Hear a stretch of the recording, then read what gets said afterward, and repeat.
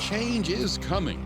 Change on the farms, in the fields, in markets too. And yes, in your kitchen. Change is coming.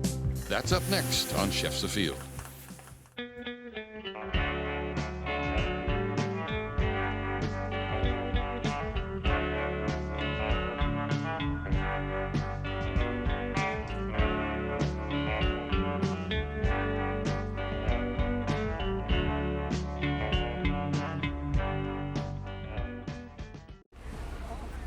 Want to find out who serves the best food, tastiest, healthiest, the freshest?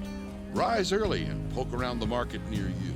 The chefs who care the most will be found talking with the people who grow the vegetables and feed the chickens. From Boston, from Portland, from Atlanta, come the chefs who are connected to the farmers, the chefs in the fields. I like these just. The success of Chef Stan Frankenthaler has for many years now depended on his connection with farmers. Frankenthaler's restaurant is Salamander in Boston. One of the farmers he's known the longest is Jim Ward. For generations, the Wards have farmed in harmony with nature. I always like visiting the farms and visiting with the farmers, and the Wards are really a wonderful family. They've been carrying their mission for quite a while, and they're really bound by a lot of tradition, and I think that produces some of the best food. Jim's a great grower, and he really inspires his guys there on the farm to care for the vegetables and the fruits that they grow. So Jim, you have several varieties of squashes mixed in each row? Yeah, in this row we have patty pan squash, and we grow kusa squash. Kusas. We should pick some of those too. Sure. I think one of the things that is really a part of working with chefs and chefs working with farmers is you have to love all of the varieties. You have to take them all, use them all, cook with them all, and find what really makes each one taste best. I mean, they just taste so great on their own, and these are so beautiful. This is fun for me to grow. Summer squash and zucchini are sort of a dime a dozen, but I like growing patty pan, and that's why I like to sell the chefs. We get to grow some cooler varieties, and some of them are trickier to grow, but they taste better, and we get passionate people that are really excited about it, and I bet you can do something fun with that. I like the taste of the patty pans too, and they look so nice. They're fun too. I mean, you can slice them this way and they look really nice, and you can grill them, or you can cut them into little wedges along where they naturally sort of scallop on the edges here, and they look great. This is a great tasting squash. And we can pick some other colors too. We grow a green version of that. And we grow, let's mix them up. Some kusa, yeah, we can grow a few. We'll harvest a few. Let's see what we've got in here. Here's some of the green.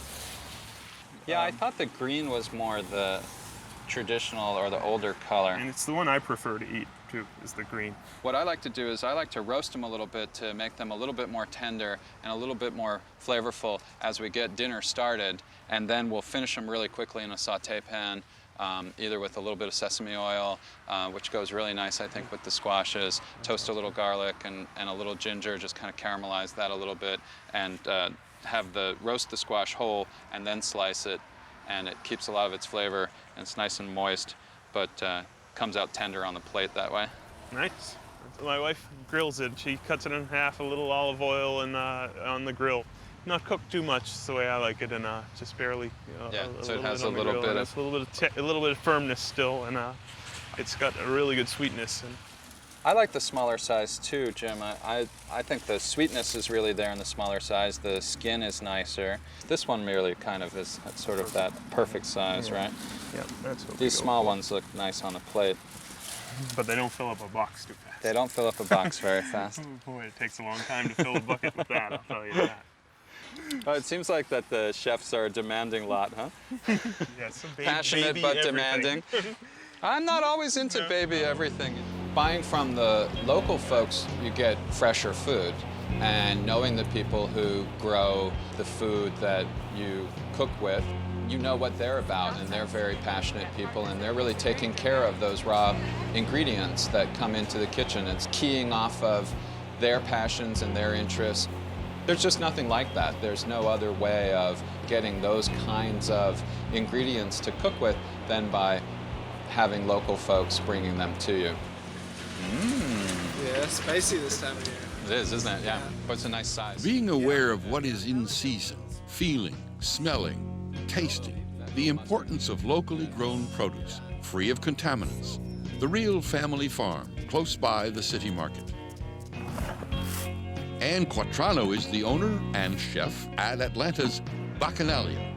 She has been so committed to the connection between chef and producers that she added this store, Star Provisions, to celebrate food specialties prepared individually. Breads, cheeses. Hey, Joanne. Hey, Ann, how are you? Good, how are you? I'm doing a dish today. I need a cheese. Okay. And I wanted your advice. It's a carrot salad made with baby organic carrots, and they have a little bit of cumin and coriander in them, and some sultanas. So it's kind of sweet and aromatic. I'm thinking I need a cheese that's kind of nutty to counteract that, and definitely not sweet.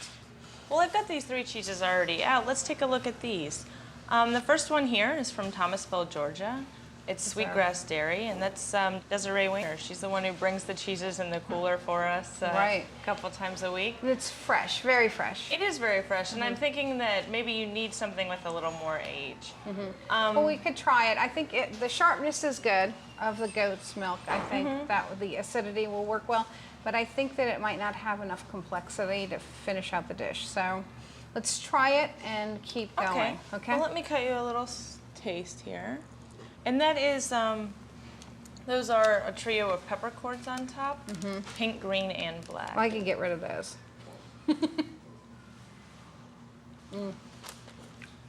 It's very good. It's very fresh. I think let's see about the cow's milk cheese. See what we think about that. That's aged a little longer. It is. This is the Pleasant Ridge Reserve. It comes from Putney, Vermont. Try a little taste of this one. And how long is this aged? Maybe about 8 or 9 months. It's nice. I think we should try the sheep's just to be sure. Okay. This is a great cheese. It's handmade by Dr. Pat Elliott in Rapidan, Virginia. This cheese is very aged. Well, I think she goes for at least 6 months, but it looks like this went longer. I think it went longer because it's also spent some time in our aging facility here. It's perfect. It's sharp. It's got some nutty qualities to it. I think the aging will really stand out with the salad.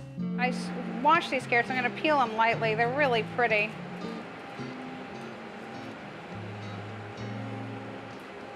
If I were eating these myself and not serving them, I probably wouldn't peel them at all.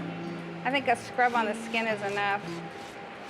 What I did was I have juiced a few carrots, and I have their juice in the bowl that I've reduced with a little bit of maple syrup and lemon juice, and also some toasted cumin seeds. I'm just gonna drizzle in olive oil, and I don't even want to emulsify it. I just want a little oil in this juice of carrots. And I'm gonna just toss that lightly with our finely sliced carrots. You could do this on a mandolin, but I'm just gonna do them by hand. They're really, really tender. I'm just gonna toss these very lightly in this vinaigrette. And they're completely raw, which is perfect. I'm gonna drizzle a little bit of extra virgin olive oil on the plate. A little bit of white pepper.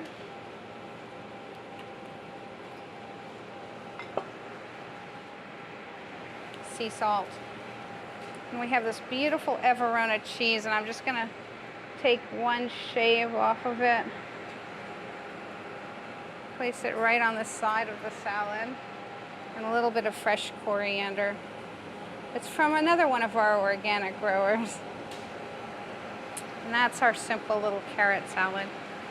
We feel that food is best prepared simply, and for simply prepared vegetables, you need the freshest, best quality available, and that seems to only be available locally.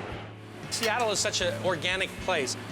You know, we're surrounded by 2 mountain ranges, and there's all the desert fruit and product that comes from the eastern side, and all the wet, like berries, you know, huge raspberries, blackberries, blueberries. Chef Tom Douglas of Palace Kitchen in Seattle is in his local wine shop, a lesson in where it all comes from. Hey, Mike. Hey, Tom, how you doing? Good. What's going on? I'm coming in to show off the state of the Northwest. The state, which is and what is this? the state, the wine The state state of the North- Washington. The wine state of the Northwest, yeah. Which is Washington, obviously, second biggest wine producing state in the country. That's correct. But A lot of people don't know that. I don't think they realize how many varieties of wine we make and how many wineries we have. That's definitely true. So I'd love to try one of my favorite varietals, I think, from the state of Washington, Chardonnay, fabulous Chardonnays, Merlots. I know the Syrahs are really coming on in the state. Why is the Syrah thing getting so big? People like the flavor of it. It's big, rich, ripe red wine that's relatively easy to drink when it's young. I think they're ready to try new things. You know, Washington's been known for Merlot for a long time, and people have tried a lot of Washington Merlots. So after a while, it's like in your restaurant, you eat one dish a few times, you're ready for something new. Right. I love cooking with Syrah. I mean, it's got a real kind of country flavor that Cabernet doesn't have, for example. Right. So I think it's a great, there's a grapiness about it that I think it's a great cooking wine. Love drinking Cabernet, love drinking Merlot, but I love cooking with Syrah. You want to try some Merlot? Sure. All right, Let's go do it.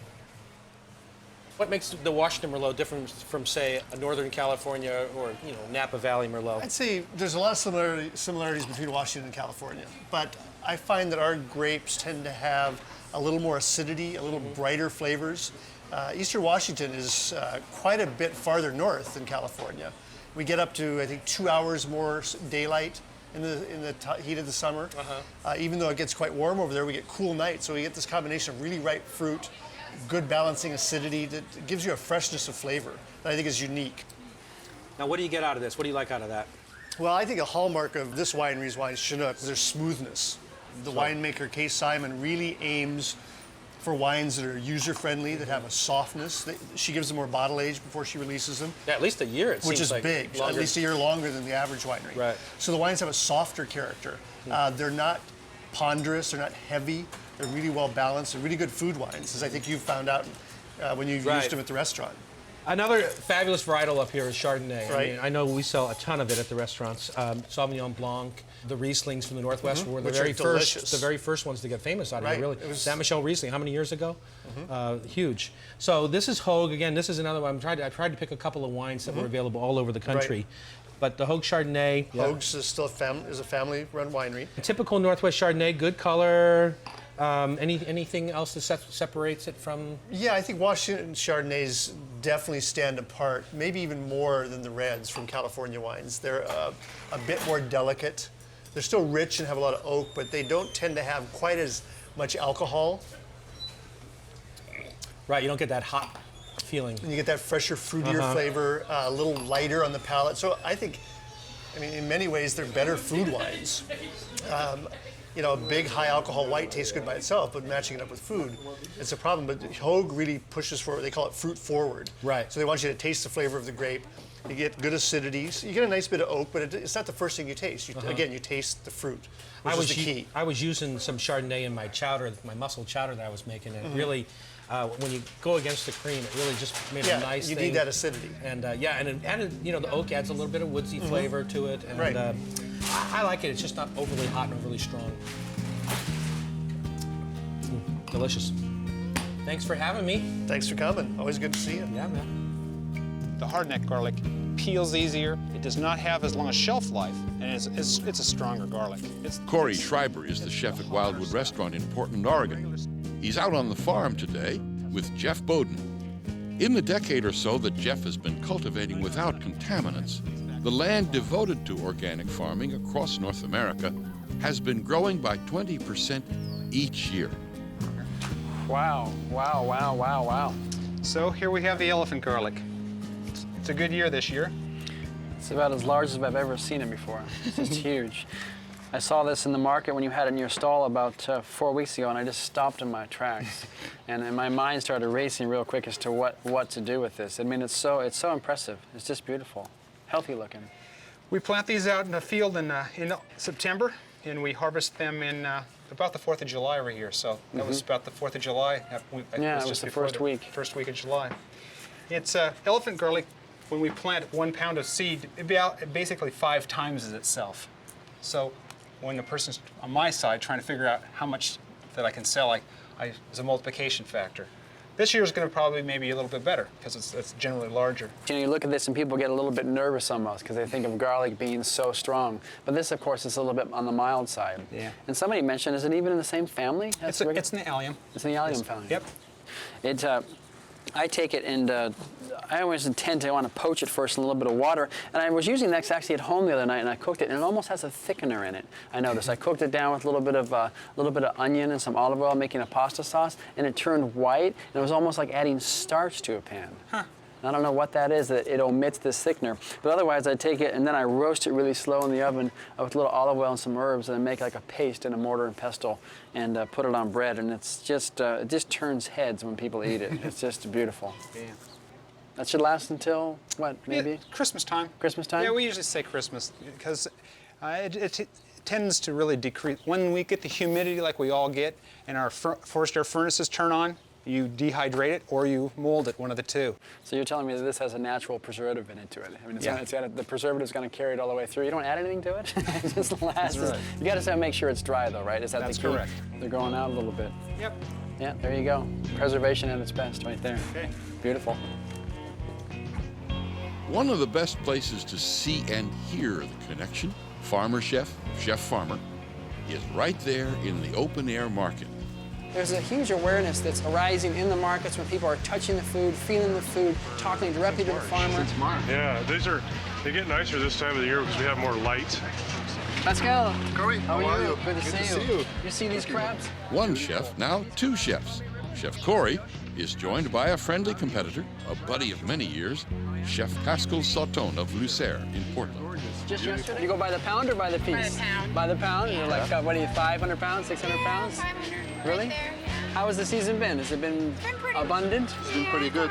It's been great. We went crabbing, you know, with the Chef's Collaborative. You went crabbing too? Yeah. How many did you guys get? 3 or 4 maybe? 2 each. 2 each? There's so much of it out there, you just keep getting it and getting it.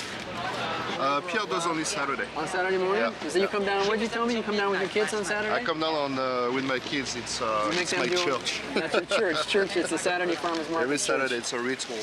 It should be about the end of the Rainiers and the they've been bins. beautiful this year. Huh? Oh, look how gorgeous they are. I do a nice sauce for duck with it. Just using both cherries or just this? Just the Rainier. Just the Rainier? Yeah. You keep that Love color in that the for the sauce when you make it? Yeah, I puree some in the sauce and then I add up some peeled one at the end. Ah, Just for the crunch. for the crunch and the sweetness. Oh, it's delicious. Oh, it's beautiful. Really nice. Look at beautiful pastries. What are you getting today? You getting strawberries? I'm getting strawberries from Cafe Hunger over there. They're the strawberries that carry on a little bit further in the season. What's that varietal called? That's a. You know, to be honest, I don't know the name of the Is that a variety. hood strawberry? No, it's not a hood. It's not a hood. The hood is, the season is about 2 weeks. 2 weeks. You know that, right? 2 weeks, right? Oh, look at they already have blueberries too, huh? Yeah. Very nice. Oh, it looks to me like looks like they're you have hiding. any They're waiting. strawberries. Oh, they're hiding them. You have some for me? See that? Wait a minute. Excellent. Look at Do you want me to hold them They're back beautiful. here for you? Yeah, if you can just leave them on the side and I'll come pick them up a little bit later on. Those smell great. They're really nice. You know? Yeah, they smell great. And you so using much those nicer than California right now. Are you using those for shortcake? We use them actually for, we have a new pastry chef and he makes a dessert. It's vanilla gratin and he serves it with macerated berries. Now, how do you Really, get? really nice. Wow, wow. Yeah, pretty tasty, huh? How do you get these to grow for the next? They're an everbearing variety. They produce all summer long. As long as the weather's dry and warm, they keep setting fruit. The plant does. Wow. It's been cool, so we haven't gotten a whole lot out of there. But it looks like there's a lot coming on. So August should be Like going in August. September. We should have lots of them. Fantastic. Yeah. All right. The flavor's still great. Yeah, they're very nice. Very, very nice. And you're the only guy in town who gets it. The huh? only guy in town. All right, we're back from the farms in the farmer's market. What's caught my eye in the farmer's market is this humongous clove of elephant garlic. And here I have it again in various forms. I've taken this peels like any other garlic does, comes down.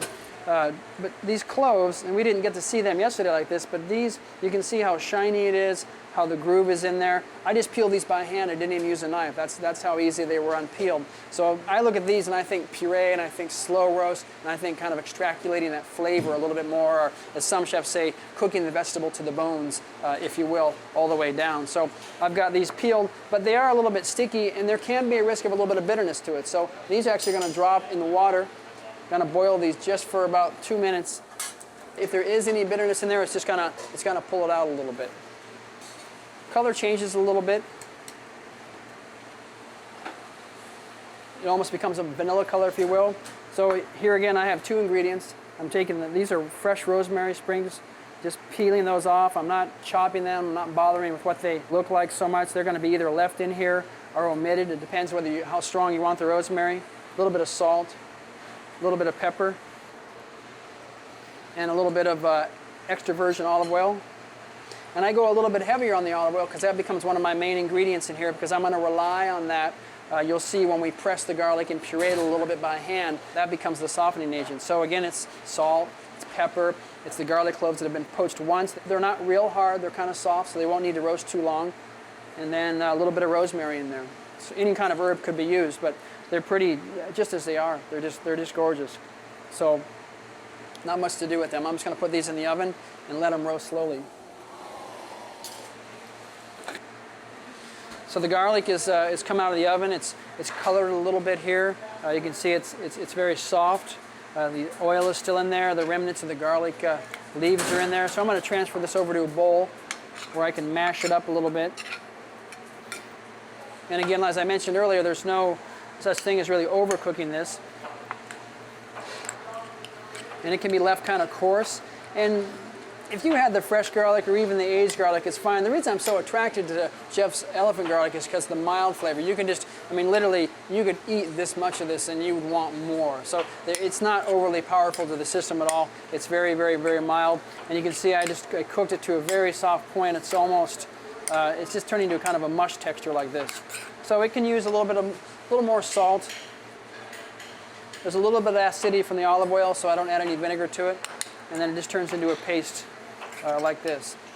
This is some focaccia bread that I've sliced thin. Any type of bread would work for this. And this becomes just a very simple process at this point of just spreading that garlic on the toast. I've eaten this with a little piece of anchovy on top of it. Maybe it gets a little bit of cheese on top of it. On the other hand, maybe the garlic is simply enough. This is an example of using ingredient from local farms, and we have the roasted garlic and rosemary, the elephant garlic on grilled bread, focaccia or whole wheat bread. So I would just completely be fearless about what happens at the stove, and then pay more attention to where it comes from, how it tastes when I pick it in the market, and I think your success is guaranteed at that point. If the farm is a continent away from the table, the food is not fresh. Its taste has been robbed. The good food, the fresh, clean food on your plate, natural flavors intact, free of pesticide and other poisons. There in all its fullness. A product of the farmer, the chef, and nature herself.